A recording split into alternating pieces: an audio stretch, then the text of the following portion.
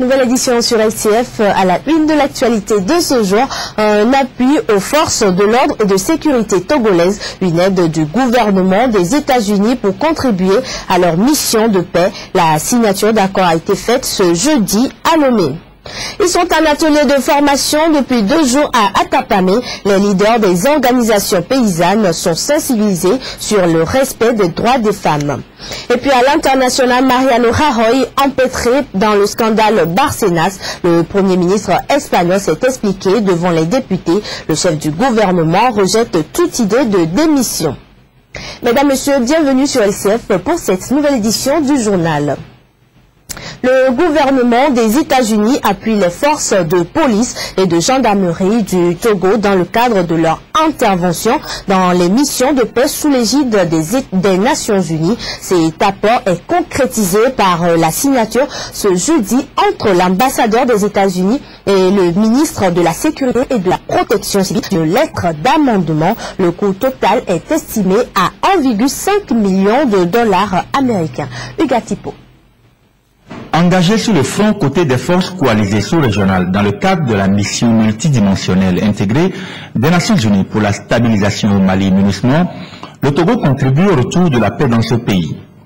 La signature de cette lettre d'amendement entre l'ambassadeur des États-Unis au Togo et le ministre de la Sécurité et de la Protection civile a pour objectif de fournir une assistance multiforme aux forces de police et de gendarmerie togolaises dans le cadre de l'engagement du Togo autour de la stabilité au Mali. D'une façon concrète, les États-Unis vont mobiliser 1,5 million de dollars, soit l'équivalent de 744 millions de francs CFA pour le Togo.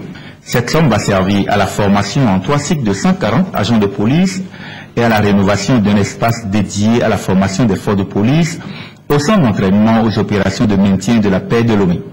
Ce geste est salué par les autorités togolaises qui exhortent les personnels de sécurité à plus de professionnalisme.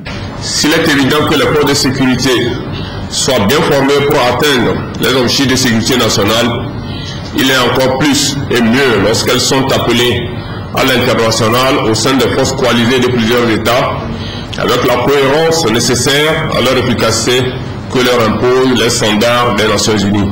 Cet engagement des États-Unis a préparé nos forces de sécurité aux missions de paix de par le monde est le prolongement significatif de cette multiples actions de formation initiées à l'intention de nos personnels. Mon pays compte respecter scrupuleusement les termes de cet accord qui signe aujourd'hui, en exhortant tous les personnels de sécurité à plus de professionnalisme, de probité et de déférence à l'égard des droits de l'homme dans l'exercice de leur mission. La signature de cette lettre d'amendement n'est que la concrétisation d'une coopération affermie entre les deux pays.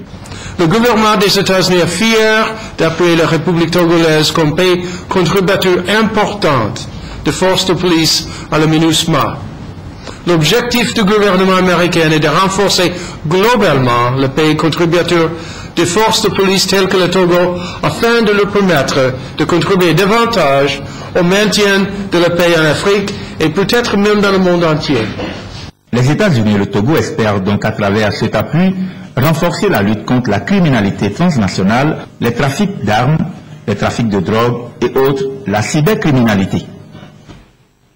Toujours dans l'actualité, les leaders des organisations paysannes à l'école des droits des femmes à Atapamé, prévu du 31 juillet dernier au 2 août. Cet atelier de sensibilisation va permettre à ces hommes et femmes leaders des organisations paysannes de travailler dans le sens d'un plus grand respect de ces droits. Norbert Dossou.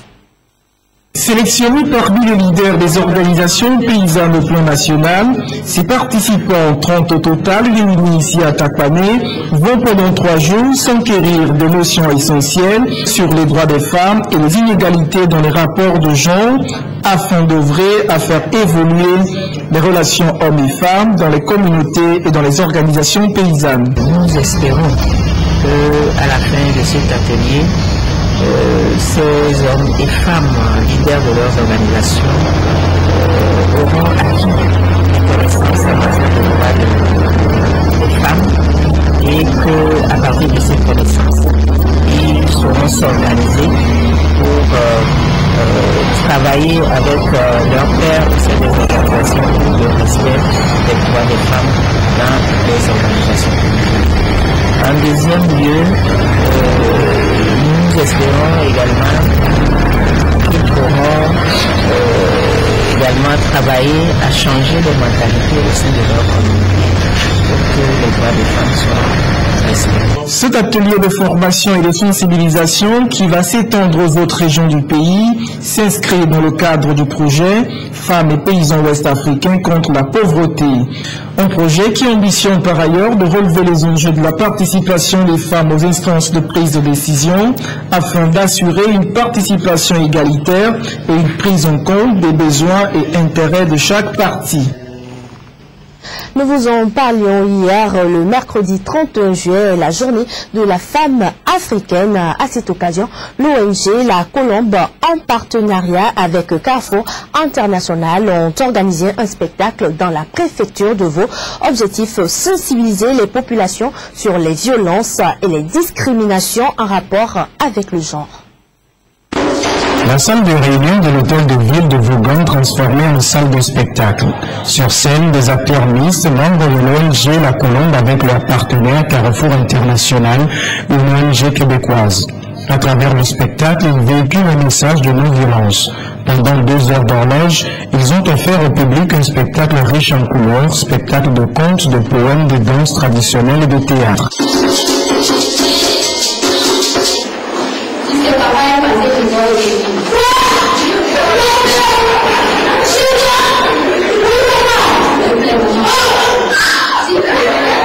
Ceci pour inviter l'assistance et surtout les femmes à une réflexion sur les violences et les discriminations basées sur le genre. Nous voudrions que les femmes elles-mêmes puissent reconnaître des actes de violence qu'on pose à leur égard.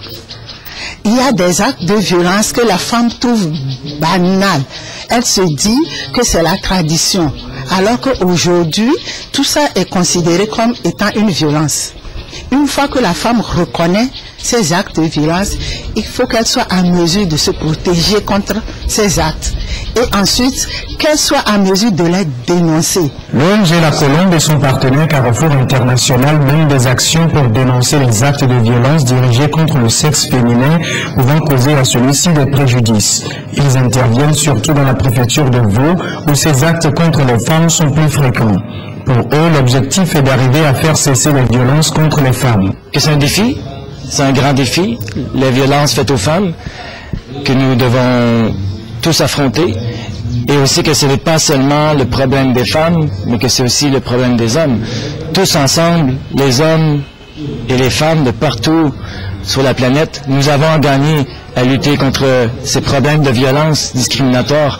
On réussit pas à pas à semer des graines dans la pensée des gens, et peut-être qu'un jour on va pouvoir éliminer ce type de comportement dans nos sociétés. La journée de la femme africaine de cette année est placée sous le thème « Mettons fin aux violences à l'égard de la femme et de la jeune fille ». Culture dans cette édition avec la grande finale des Evala dans le canton de Pia ce jeudi. Les empoignades ont opposé la coalition Akeilao qui ou des Tchamdé en blanc à la coalition Kadika, Awidina, Koda et Pita. La lutte a tourné à l'avantage de la coalition Akeilao 52 contre 16 chez les seniors. Chez les juniors Arosa, la coalition Akeilao conserve toujours sa victoire avec une large domination de 90 contre 16.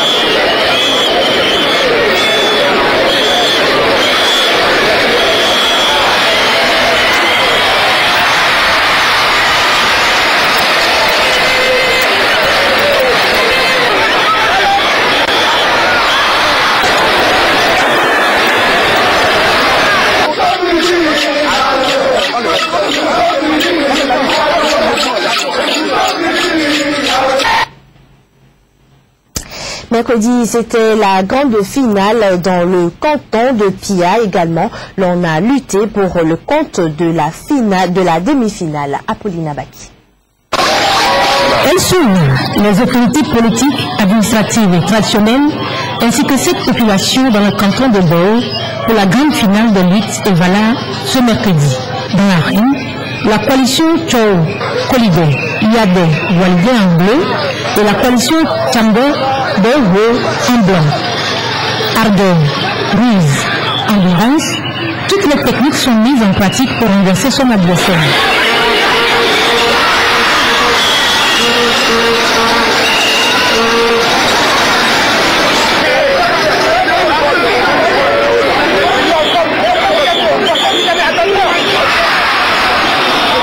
Dans cette rencontre, c'est la coalition en bleu qui l'emporte sur un score de 21 à 20. Dans la catégorie des Arrosa, la victoire est inversée. La coalition Chambe Bewo gagne 3-1.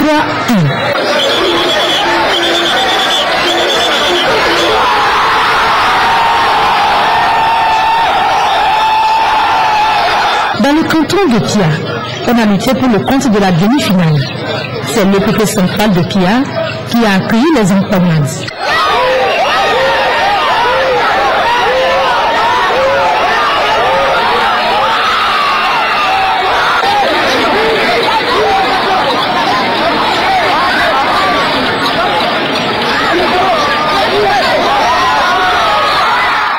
Les luttes traditionnelles des Vala, c'est aussi les retrouvailles et l'ambiance festive.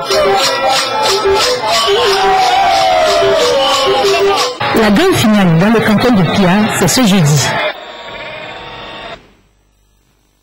Grand oral ce jeudi de Mariano Rajoy devant les députés à Madrid. Le chef du gouvernement espagnol est mis en cause dans le scandale Bárcenas, une affaire de corruption et de financement occulte devant le Parlement. Il a rejeté toute idée de démission et a dénoncé les mensonges.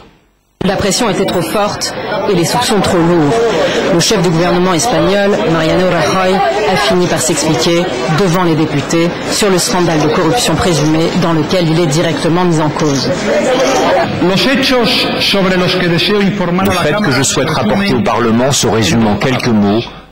Je me suis trompé. J'en suis désolé, mais c'est comme ça. J'ai eu tort de faire confiance à quelqu'un qui, on le sait aujourd'hui, ne le méritait pas. Ce quelqu'un, c'est lui, Luis Bárcenas, l'ancien trésorier du Parti populaire, la formation du chef du gouvernement. En janvier 2013, l'affaire éclate. Les quotidiens espagnols El País et El Mundo révèlent l'existence d'une comptabilité parallèle. En auraient bénéficié plusieurs cadres du parti, y compris Mariano Rajoy. Jusqu'à aujourd'hui, le Premier ministre oscillait entre silence et dénégation. Mais depuis son incarcération le 27 juin, Bárcenas est passé aux aveux. Il a reconnu être l'auteur des registres de comptabilité parallèle. Il a aussi procuré au juge des documents prouvant le financement occulte du parti ces 20 dernières années.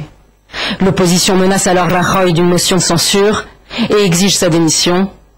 Si le chef du gouvernement dément se justifier sous la pression, il n'aura eu de cesse pendant son intervention d'attaquer le chef de file de l'opposition, qu'il considère comme puéril et irresponsable. En réponse à ces accusations et malgré le soutien évident dont bénéficie le Premier ministre de la part de ses troupes, le chef du Parti socialiste est resté ferme. Monsieur Rajoy, je vous demande de ne pas ajouter à votre odieux silence l'insulte de nous faire croire que vous n'étiez pas au courant de ce qui se passait au sein du Parti populaire et qui a été confirmé par Bárcenas. Vous faites du mal à l'Espagne. C'est la raison pour laquelle je vous demande de partir, Monsieur Rajoy. Il a ajouté que le Parti socialiste ne renoncerait pas à l'instrument de la motion de censure, qui n'a aucune chance d'être voté. Malgré une allocution offensive qui aura duré 1 heure et des déclarations optimistes sur l'avenir économique du pays, pas sûr que le chef du gouvernement en mal de crédibilité aura réussi à convaincre l'opinion. D'autres formations ont en outre exprimé leur scepticisme. C'est maintenant à la justice de faire son travail, et la justice espagnole est réputée dure en matière de scandale politico-financier. Toujours à l'international, tout le monde parle de lui aux États-Unis. George Zimmerman, l'homme qui fait polémique aux États-Unis après son acquittement pour le meurtre de Trayvon Martin, a été arrêté lors d'un banal contrôle d'identité. Il circulait avec une arme dans sa voiture. Nous sommes à bord d'une voiture de police. L'officier qui est au volant ne le sait pas encore, mais il vient de faire arrêter la voiture de George Zimmerman. Ce dernier roulait trop vite. Il ne le reconnaît pas tout de suite, lui demande ses papiers. George Zimmerman ouvre la boîte à gants dans laquelle il y a une arme à feu. Il tend ses papiers au policier qui ne semble pas impressionné. Détendez-vous, refermez votre boîte à gants et ne jouez pas avec votre arme à feu, ok? J'en ai pour une minute. De retour dans sa voiture, le policier se rend compte qu'il s'agit bien de George Zimmerman, du George Zimmerman, celui qui vient d'être acquitté du meurtre du jeune Trayvon Martin. Un acquittement qui a ému toute l'Amérique jusqu'à la Maison Blanche. Ok monsieur, ralentissez à présent. Voici votre avertissement pour la vitesse. Voilà. Ayant été acquitté, George Zimmerman est parfaitement dans la légalité, mais cette nouvelle fait le tour du web, ce qui permet également de voir qu'un groupe de défenseurs du droit de porter des armes aux États-Unis s'est cotisé pour offrir un nouveau pistolet à George Zimmerman. Montant de la collecte $12 000, de quoi se constituer en toute légalité aux États-Unis un nouvel arsenal. Edward Snowden obtient l'asile temporaire en Russie et quitte l'aéroport de Moscou. L'ancien consultant des services secrets américains, accusé par les États-Unis d'espionnage, se trouve désormais en territoire russe. Alors, une question se pose, où l'un des hommes les plus recherchés du monde va-t-il vivre? Nous écoutons son avocat. En ce qui concerne son lieu de résidence, il le choisira lui-même. Il peut vivre à l'hôtel ou dans un appartement. Étant donné qu'il est l'une des personnes les plus recherchées sur la planète, il fera en sorte que son lieu de résidence soit totalement sécurisé. On en vient à ce quotidien britannique, le Guardian, qui révèle l'existence d'un autre programme américain de surveillance d'Internet. Après Prism, c'est au tour de T-Score, un système qui permet de surveiller n'importe quelle personne sur le net, des révélations qui forcent la NSA à se justifier. La pression monte sur les agences de renseignement américaines. Plusieurs de leurs responsables viennent d'être entendus par une commission judiciaire du Sénat qui souhaite connaître l'ampleur et la portée des systèmes de surveillance dévoilés par l'ex-agent fugitif Edward Snowden. Pour soigner son image, l'agence de sécurité nationale, la NSA, soit les grandes oreilles de l'Amérique, a donc rendu public certains documents démontrant, selon ses responsables, l'importance et la légalité de ces programmes. Le Congrès a fait des rapports au sujet de ces programmes sur une durée de 4 ans et parfois au-delà. Ses membres n'ont pas observé durant toutes ces années la moindre violation avérée ou volontaire de la législation américaine. Pourtant, le même jour, le Guardian publie de nouvelles révélations attribuées à Edward Snowden. Cette fois-ci, explique le quotidien britannique, la liste de gens qui ont un accès beaucoup plus large que ce que l'on pouvait soupçonner à toutes sortes d'activités privées sur Internet. Tout cela grâce au programme KeyScore, qui permet notamment le suivi en temps réel des échanges de courriels, des recherches effectuées par les internautes et des conversations sur les réseaux sociaux. Rapide, intrusif, mais surtout ultra secret jusqu'à aujourd'hui. Alors qui croire au final? Ces hauts responsables d'agences de renseignement qui assurent œuvrer de manière légale ou les journaux d'investigation qui lâchent régulièrement de nouvelles révélations de l'espion repenti? Coincé dans son hall d'aéroport, Edward Snowden n'a pas fini de faire trembler ses anciens collègues. Ainsi se referme cette édition. Merci de nous avoir suivis. Très bonne suite des programmes sur la chaîne du futur.